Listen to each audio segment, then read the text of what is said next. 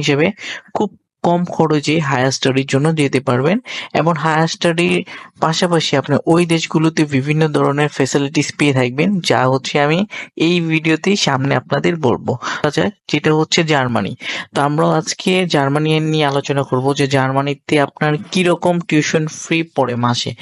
তো মোট খরচ যদি বলি প্রতি বছর, তো এই জায়গাতে 8,000 থেকে 10,000 হচ্ছে আপনার ইউরোর মতো পড়বে জার্মানি প্রতি বছর শিক্ষা খরচ, এত থেকে এত, যা তুলনামূলকভাবে অন্যান্য দেশ থেকে কম। এবং আইএলটিএস এর নাম্বার, যদি আইএলটিএস এর মার্ক বলি তাহলে হচ্ছে জার্মানিতে আপনার 6.5 লাগে, মানে 6.5 লাগে আইএলটিএস এর নাম্বার হচ্ছে উচ্চশিক্ষার জন্য। এটা হচ্ছে মাস্টার্স এর জন্য, এবং ব্যাচেলারে অনেক ইউনিভার্সিটি 6 পয়েন্ট অ্যাকসেপ্ট করে, তবে মাস্টার্সে 6.5 এর নিচে অ্যাকসেপ্ট করেই না।